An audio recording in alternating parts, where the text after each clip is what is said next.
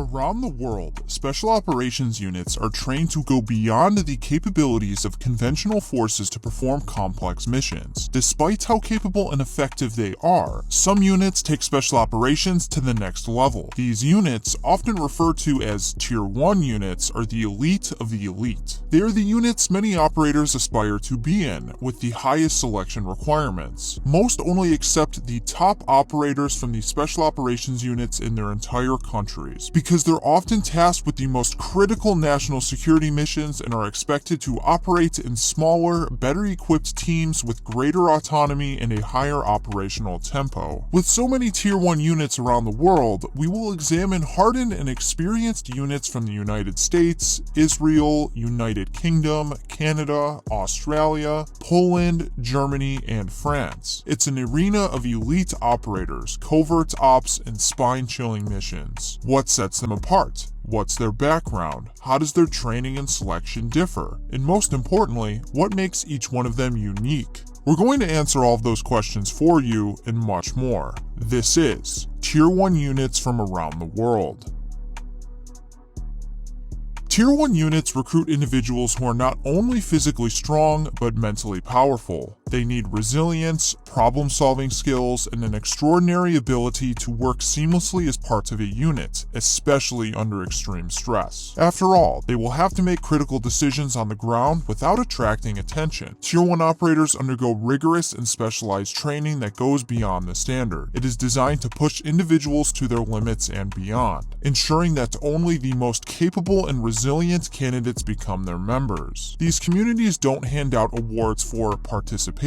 In fact, they make it a point to weed out those who are not ready to join their ranks, and only the most qualified make the cut. Due to their diverse and challenging mission set, the training programs reflect versatility, adaptability, and a high level of several skills, which can include advanced hand-to-hand combat, language proficiency, Mission Impossible style parachuting techniques, explosives, and a lot of specialized weapons training. Training also includes advanced survival skills and navigation, basically becoming one's own GPS through various terrains and environments, often in complete darkness. Tier 1 units often undergo mission-specific training, including simulated scenarios that replicate the challenges they may face during real-world missions. But what about the challenges you face with data brokers selling your personal information online? That's where Aura comes in, today's sponsor. Hey everyone, I'm Veteran Vinny. Aura is an all-in-one digital safety tool that can identify these data brokers exposing your info and submit opt-out requests on your behalf. Brokers are legally required to remove your info if you ask them to, but they make it super hard to do. Let Aura handle it for you. But let's get real for a second. You may be asking, why should I care about these data brokers? Chances are you either served or know someone who has served. Well, here's something that will shock you. Researchers at Duke University identified US-based data brokers legally selling personal information of military personnel and veterans on their websites. The researchers, posing as buyers, successfully purchased data on 10,000 servicemen and women, including names, addresses, phone numbers, and much more, for as little as 12 cents per record. That could be you or a loved one in that bunch. But it gets even worse. The data brokers also offered sensitive information such as medical conditions, financial status, credit scores, political affiliations, religious identities, and other sensitive information that you just don't want out there. But those shady data brokers aren't just going after military members and veterans, they're targeting all of us. But with Aura, you don't have to worry about that. Not only is it super easy to set up, but they're offering a 2-week risk-free trial if you use our link. Aura comes with a bunch of cool features like antivirus, VPN, password management, identity theft insurance, and much more, which can all protect you and your family from online threats you can't see. If you use our link aura.com/general discharge, you get a 2-week risk-free trial where you'll be able to find out who's been leaking your information and start protecting yourself in minutes. If you're a fan of the disguised voice and face, then join the team and start protecting yourself too. Don't let people continue to exploit and profit off your private information. Again, that's aura.com/general discharge for your 2-week risk-free trial. Now back to the video. Comparing Tier 1 units from around the world is complex, especially because each unit is unique and tailored to the specific needs and objectives of its respective country. Also, much of the information about these units is classified, and what is available to the public is quite limited. To put it simply, what makes Tier 1 operators unique is a combination of advanced training, versatility, specialized missions, autonomy, and the ability to operate in a wide range of environments. There are infinite scenarios that they can be placed in, especially when you take into account that these units are often deployed worldwide as a geopolitical weapon whose effectiveness depends on how all of these factors interact. With all of that said, let's start with our first Tier 1 unit, Delta Force.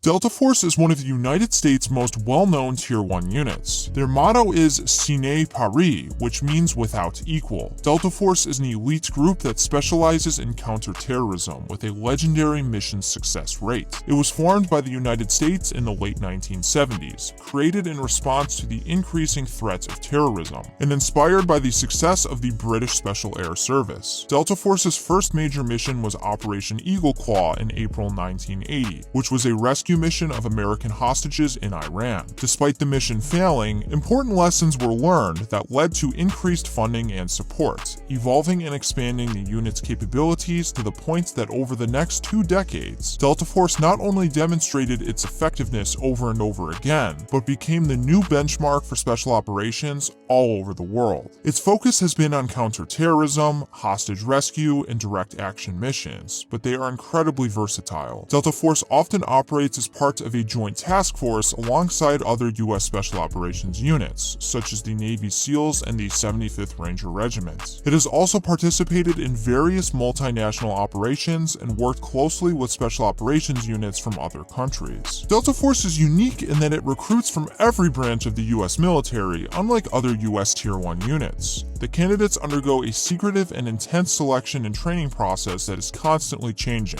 but it always includes the regular Special Operations training routine: intense physical conditioning, close quarters combat, land navigation, halo techniques, and survival training. There is also a significant emphasis on marksmanship. Delta Force also trains in top-notch training facilities, including the infamous House of Horrors, where members practice different scenarios, including hostage rescue. All this training has paid off. There are several high-profile successful missions executed by Delta Force. They have played a role in major conflicts that threatened U.S. interests, including the Persian Gulf War and the global war on terrorism in Afghanistan and Iraq. Their reconnaissance and intelligence gathering missions include the U.S. invasion of Grenada in 1983, and their hostage rescue missions include the freeing of hostages from a hijacked cruise ship in 1985. Delta Force has been especially recognized in missions to capture high-value targets. The special unit was involved in Operation Restore Hope in Somalia, where the most well-known mission was the Battle of Mogadishu in 1993, depicted in the book and film Black Hawk Down. High-profile capture missions also include the capture of Panamanian leader Manuel Noriega, Saddam Hussein, and assisting in the capture of the infamous drug kingpin El Chapo. While Delta Force operates in the shadows, its reputation as one of the world's premier special operations units is well-established, well-earned, and well-known. Its members are recognized for their skill, professionalism, and ability to handle the most challenging missions. With Delta Force covered, let's move on to Israel's Tier 1 Special Operations unit, the Sayeret Matkal.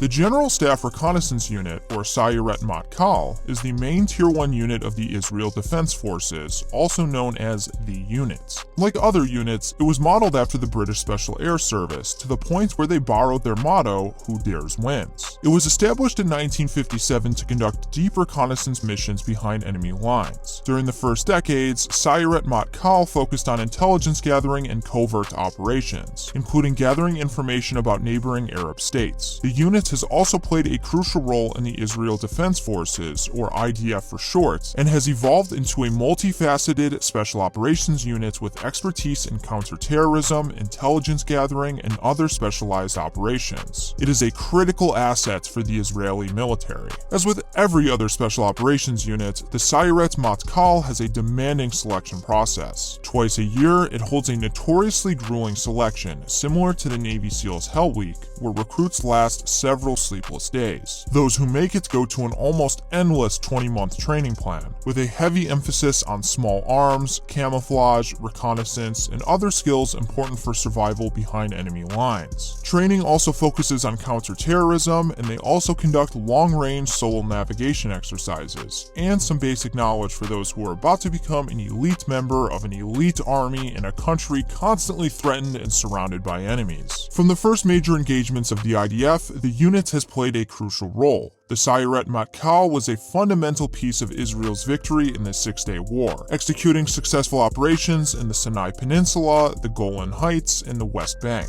They also did some serious ass-kicking missions during the Lebanese Civil War. They gained international attention during the Munich Olympics in 1972, and its involvement in the series of covert missions that were part of Israel's revenge for the killing of Israeli athletes, better known as Operation Wrath of God. During one of these missions, Sayeret's commandos conducted the assassinations of the leaders of the massacre in 3 separate locations at the same time, all in enemy-held territory. Another famous operation in Sayeret Matkal's history is Operation Entebbe in 1976, after terrorists hijacked an airplane full of Israeli citizens and Jews and then held them hostage in Uganda's Entebbe airport with the support of Uganda's then dictator. In a swift and precise operation, the Israeli commandos stormed the terminal, neutralized the hijackers, and rescued 102 hostages. It is perhaps one of the most famous hostage rescue missions in the world's history, and its remarkable success showcased the Sayeret's capability to conduct long-range, high-risk operations as well as Israel's resolve to protect its citizens. The results are nothing short of excellence, and excellence is what we'll find with the next Tier 1 Special Operations unit, from the land of classic espionage and high tea. With Sayeret Matkal covered, let's move on to the United Kingdom's Special Air Service.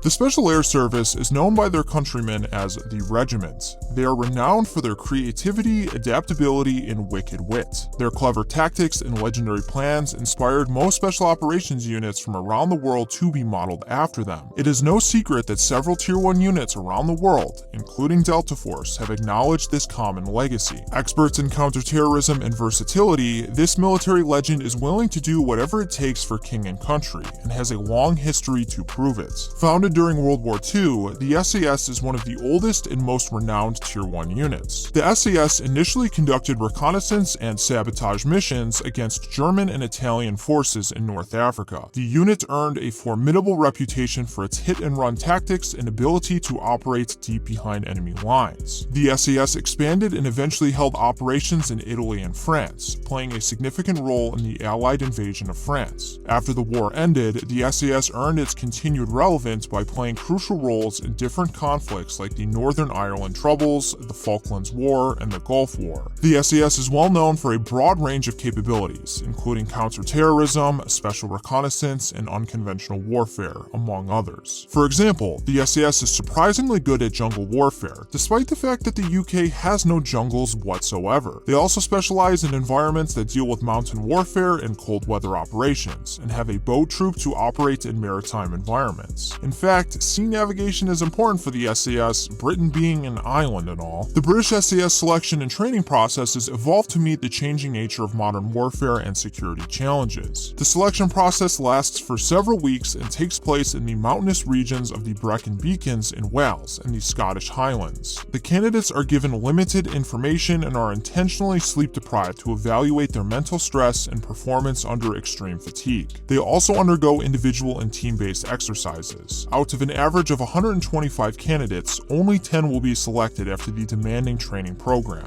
which includes jungle, desert, and mountain warfare. The SAS motto is "Who Dares Wins," which is a reflection of the daring mission they have kept for more than 7 decades. The first time the public saw the SAS in action was when they successfully rescued hostages at the Iranian embassy siege in London in 1980. Until that day, the SAS had kept an impressive level of secrecy, but the hostage situation was broadcasted. conducted, and so was the 17-minute-long rescue operation. Their success was met with worldwide interest for special operations and many more applicants. With the perfect blend of brute force and finesse, the British SAS is everything you want in a Tier 1 unit. As they say, or at least they should, keep calm and let the British SAS carry on. Now moving on from crumpets and tea to maple syrup and hockey, let's move on to the Canadian Joint Task Force 2. Formed in the early 1990s, Joint Task Force 2 is Canada's only Tier 1 unit, specializing in counterterrorism, intelligence gathering, and high-risk missions. The Joint Task Force 2 mission is to protect Canada and its citizens from terrorism at home and overseas. They also have the federal responsibility for hostage rescue and counterterrorism inside Canada. They are a precisely lethal, tactically brilliant force that will kick your ass and say sorry afterwards. As it goes with Special Operations units, the Joint Task Force 2's recruitment and training are tough, and only 2 in 10 soldiers who train for the units succeed in becoming assaulters. Most of Joint Task Force 2's first 100 members were originally a part of Canada's Light Infantry and Airborne Regiment. Now they recruit from all of the Canadian military. Joint Task Force 2 was deployed in its first major combat role outside of Canada in 2001 when it joined the Coalition of Special Operations in Afghanistan with about 40 members. Interestingly enough, its participation in the mission only came to light after the publishing of a photograph of Joint Task Force 2 members escorting detainees off a military aircraft. Since then, the Joint Task Force 2 regularly collaborates with allied special operators, including those from their NATO partners. This includes participating in joint training exercises, sharing expertise in joint missions in Bosnia, Haiti, Rwanda, Peru, and Iraq. As the younger sibling in the special operations world, Joint Task Force 2 has learned much from its older and more experienced brothers to ensure smooth operations. Maybe that's one of the reasons why it maintains an exceptionally low public profile, unlike some of the other units. The amount of publicly available information, which is low for any Tier 1 special operations unit, is incredibly low in comparison. What we do know for certain is that the Joint Task Force 2 remains the only foreign special operations unit to be conducted into American Tier 1 ranking. And on top of that all, in 2017, a Joint Task Force 2 sniper successfully eliminated a target from over 2 miles away, holding the world record for the longest kill shot ever. With Joint Task Force 2 covered, let's move on to a unit from the land down under, the Australian Special Air Service Regiment. The Special Air Service Regiment, also known as the Chicken Stranglers because of their survival skills and ability to live off the land, is a versatile Tier 1 unit with a taste for Marmite and a long history of professionalism, skill, and ability. Established in 1957, the SASR was modeled after the British SAS, almost to the detail. Who would have guessed? And since the very beginning, it has been actively deployed in numerous conflicts and operations, including Iraq and Afghanistan. SASR was initially created to serve as a reconnaissance unit during the Malayan Emergency, also known as the Anti-British National Liberation War in Malaysia. And from the very beginning, maybe because it was originally created to play a part in a guerrilla-style war, the SASR had a special focus on unconventional warfare. It's later helped them play a significant role in reconnaissance and intelligence gathering missions while supporting Australian and Allied forces during the Vietnam War. During this conflict, the SASR gained its reputation as a highly skilled and effective special operations unit, with their members earning the nickname Phantoms of the Jungle for their stealthy maneuvers. The SASR has used its abilities in both the Persian Gulf and the Afghanistan wars, and since 2001, it has been extensively involved in the War on Terror. The SASR has one of the most infamous selection processes, which is a 21-day course simply known as selection.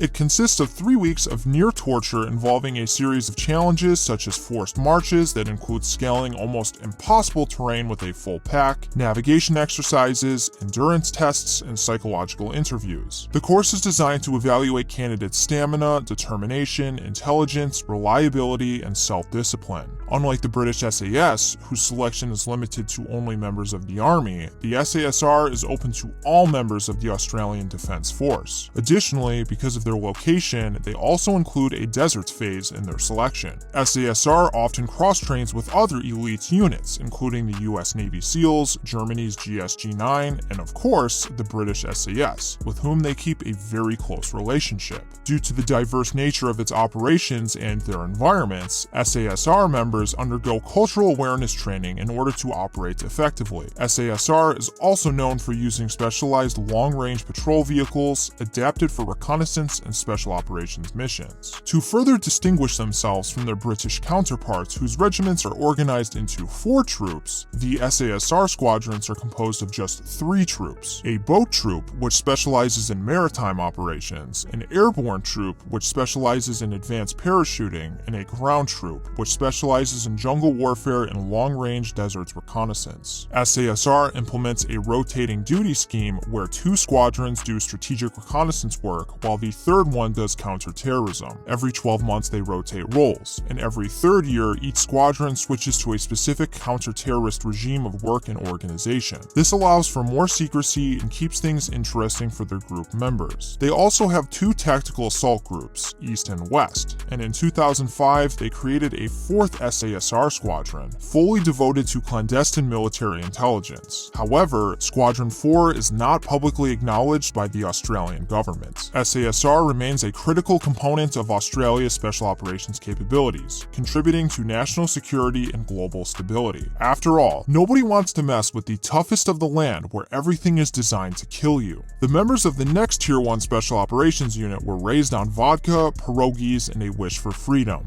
They're a young unit filled with tactical brilliance. Let's move on to talk about the Operational Maneuver Response Group.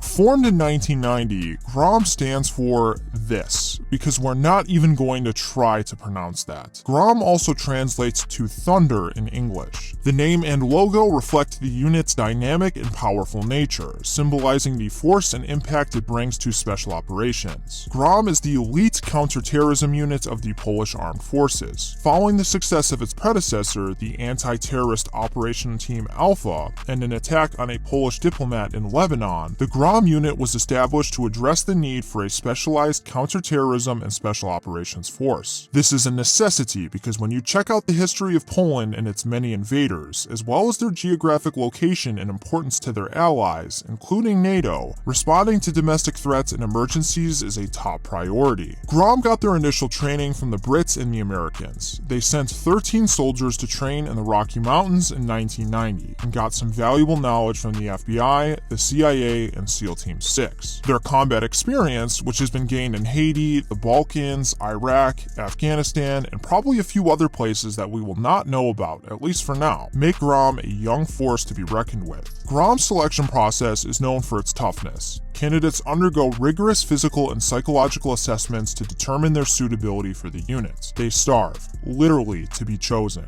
Candidates burn 5,000 calories a day and are deliberately malnourished to test their resolve. To become a member of GROM, you have to really want it. Also, you have to be an intelligent, strong, disciplined soldier that speaks at least 2 languages and has medical skills. Yes, you heard that right. GROM operators are known as the surgeons due to their extensive medical training and knowledge, as well as their surgical ability in special operations, good killers, and good medics. They took the expression matter of life and death quite literally. As we said before, GROM has participated in numerous international missions and deployments. They conducted special operations against Taliban and Al-Qaeda in Afghanistan, and they were part of Operation Iraqi Freedom alongside Allied forces. GROM has also been involved in counter-piracy operations off the coast of Somalia, where it participated in efforts to combat maritime piracy. GROM works with fewer resources and institutional supports than the other special operations units covered today, but they make up for it with a never-ending supply of bravery and skill. It is said that they are the guys whom the US calls when they have a mission behind enemy lines that they want to keep very secret and quiet. Polish fighting spirit, there's no price on that. With GROM covered, let's move on to the next Tier 1 unit, Germany's KSK. Formed in the mid-1990s, the Kommando Spezialkräfte, or KSK for short, is Germany's Tier 1 unit. Germans, please let me know how I did on that. It was designated as the primary unit for counterterrorism and special operations, structured to be highly adaptable and capable of handling a wide range of missions, especially those related to the new security challenges that came with the end of the Cold War. These include fighting transnational enemies, as well as being able to protect German citizens outside German borders. In fact, the event that really motivated the creation of the KSK was during the genocide in Rwanda. 11 employees of the German radio broadcaster DW couldn't escape the country, and Germany had to resort to Belgian paracommandos to help them secure and extract their German citizens, who had to ride back confused as to why Belgians and not Germans were getting them home. Today, the KSK executes offensive operations, which include the rescue and liberation of German citizens or other persons from captivity, hostage situations, or terrorist threat scenarios abroad. The German Federal Assembly, which is Germany's version of Congress, authorizes every KSK deployment, and as far as we know, they have engaged inside Kosovo, Bosnia, and Afghanistan. However, not even the Federal Assembly gets to know the specific operational details of the KSK top-secret missions. And speaking about missions, the first mission carried out by the KSK was the capture of Milorad Kernoliat, a suspected war criminal, to be handed over to the International Criminal Tribunal in The Hague. Serbia refused to deport him, so KSK soldiers built a reconstruction of the guy's apartment to prepare for the operation for weeks, and on a morning in June 1998, they launched the operation. That same evening, Kernoliat was delivered with a bow and a little note to The Hague, swift and clean, like the best operations are. The KSK selection process and training is a modified version of the British SAS and some of the US military Tier 1 processes. They recruit from any part of the German army, and candidates have to endure several psychological and physical tests. All candidates must be prepared to serve voluntarily for a minimum of 6 years in the KSK. The KSK is headquartered in Kal, a mountain range in the southwest corner of Germany. This location is where the Romans baptized it as the Black Forest because of the dense, dark trees that grow there and the large packs of wolves that lurked behind the trees to prey on weak and inexperienced soldiers. This legacy is why the KSK uses the Black Forest as grounds for the 3-month-long physical endurance phase of their selection and training. The operators are trained for direct action, reconnaissance, unconventional warfare, and special operations. One of the fun parts of their training is learning how to drive fast and safely on ice, mud, gravel, and other surfaces. Basically, the Fast and the Furious Berlin Drift. The whole training process includes approximately 20 courses in 7 different places worldwide, such as Norway for Arctic terrain and Belize for jungle environments. Once deployed, the KSK is organized and operates in 3 commando companies, plus a long-range reconnaissance patrol for intelligence gathering and supports units. As an awardee of the Navy Presidential Unit Citation of 2004, the KSK has proven to be a highly valuable and professional ally for the US in various NATO operations, especially in intelligence gathering and reconnaissance missions, such as the tracking and capture of Taliban leaders in Afghanistan. Trust us, there is no place to hide from the tracking abilities of the KSK. Just like a great German shepherd, they will not lose your scent. With Germany's KSK covered, we're going to move on to our last, but certainly not least, Tier 1 unit, France's GIGN. The GIGN, which stands for, and before we say it, we'd like to apologize to our French viewers in advance, Groupe d'Intervention de la Gendarmerie Nationale. The GIGN is France's premier counterterrorism unit, both being a part of the French Armed Forces and an elite tactical unit of the French National Gendarmerie. This means that it is technically not a special operations unit, rather it is a paramilitary unit. The GIGN's motto is commitment for life, and fire discipline is so important to them that they are the only operators officially issued a 6-shot .357 revolver when they graduate from training. And although they do use pistols, the revolvers are a reminder of the value of each human life and how each shot has to count. The GIGN started its operations in 1974 as a small tactical unit of the French police, designed to protect French citizens in hostage situations like the one in the Munich Olympics, where PLO terrorists held members of the Israeli team hostage, eventually killing them. a lesson that has made them rack up a significant track record since then.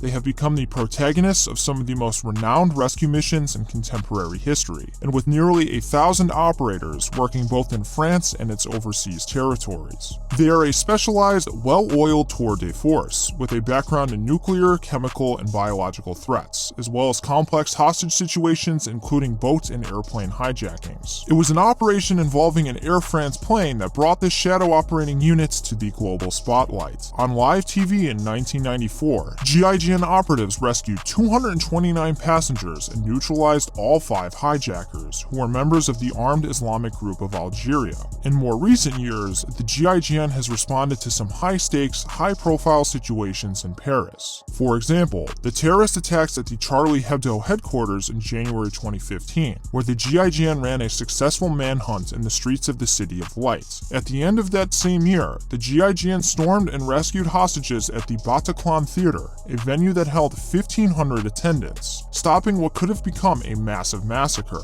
Even though that intervention was impressive, members of the GIGN wanted their boss to make decisions faster. It's estimated that a 20-man GIGN unit can respond to an incident within 30 minutes. To get to and keep that record, members of the GIGN undergo extensive training in marksmanship, hand-to-hand combat, and close-quarters battle. All GIGN operators train to shoot up to 600 meters, and they have 60 of the best snipers, some of which can hit targets out to 1.5 kilometers. The GIGN is known for having an extremely challenging selection process, aimed at identifying those capable of meeting the physical, technical, and psychological demands of counterterrorism and hostage rescue. Candidates, typically with French military or gendarmerie background, undergo rigorous physical, psychological, and skill assessments, followed by specialized operational training in tactics and crisis management. Even after initial training, new members face a probationary period on real-world operations, with continuous training to maintain and update their skills. During its more than 40 years of service, the GIGN has rescued more than 600 hostages and taken part in more than 1,800 operations. France's GIGN is not your regular special operations unit, but a master and elegant tactician that executes flawless maneuvers while defeating France's enemies. With everything said, all of these Tier 1 units contribute significantly to global security and have earned a high level of respect for their skill, discipline, and professionalism. In a world at constant risk, they are a guarantee of response and justice. Because of the work these units do quietly in the shadows, we can sleep soundly at night. Or at least those of us who are not their targets. If you're interested in learning more about Tier 1 units, we've done a video covering every single US military Tier 1 unit, and the stuff that they do is insane. It is a must-watch. Scan the QR code on screen or go to the link in the description below along with our social media accounts. Well, that is the down and dirty of 8 Tier 1 units from around the world. If you learned something from this video, make sure to give us a like and subscribe to our channel. As always, thank you for watching. Do you even want to be here? A special thank you to all of our supporters in our Patreon and YouTube membership. If you'd like to be featured in our videos, consider joining and go check out the links in our description below. Your contribution is greatly appreciated and will help us create more great content. All your friends are subscribing to General Discharge, and you don't even want to be here.